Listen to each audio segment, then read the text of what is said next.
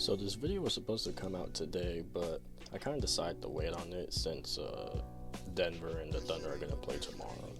So this series been kind of complexing, going into the series we would have thought that we would have seen SGA and Nikola Jokic just go at it for the entire series, just a clash of titans, but we haven't really seen that throughout the whole series. If anything, both of the superstars for each respective team been playing kind of ass, if I'm just being honest. Like SGA, for the entire playoffs, he hasn't really played up to the standard that he did in the regular season. I mean, he's shooting around 44%, including the Memphis series, but in this series, his efficiency's just dropped into the drain. And then Jokic, on the other hand, he's just struggling.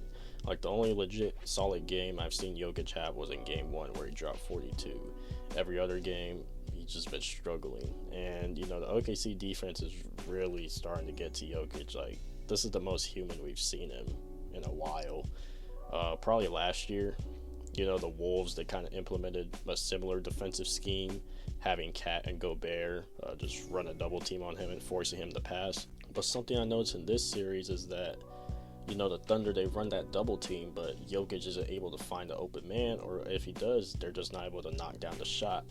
His assist totals have just gone down the drain. Like, I think last game, I believe he had like 3 assists, and I haven't seen him have double-digit assists in a while since the Clippers series.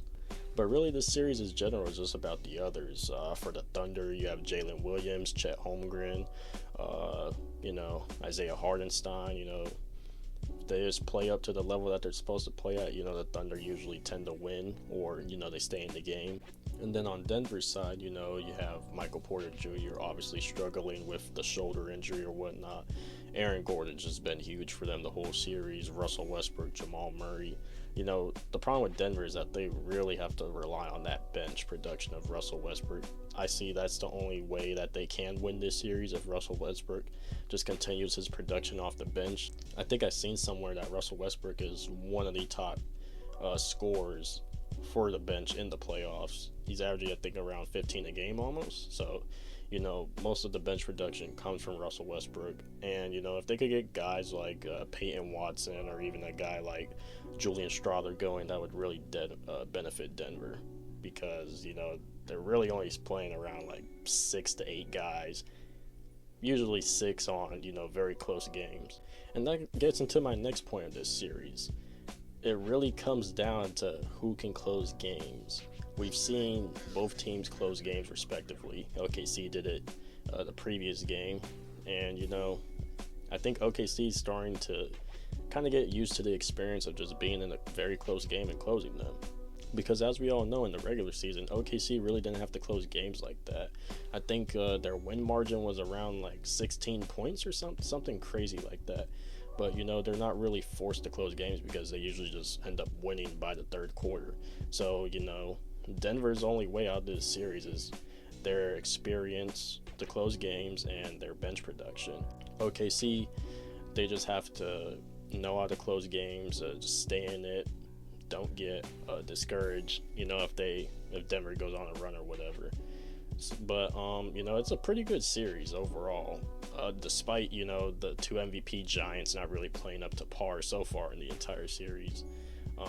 There's pretty great X's in those series. I'm pretty confident it's probably going to go 7. Now, who do I have coming out of the series? I really don't know. I want to say Denver just because I'm a Russell Westbrook fan, but we really don't know. Like, both of these teams arguably are, 2 of the best teams in the West. And, I just can't wait to see the outcome. But I'm hoping, Denver does come out of it.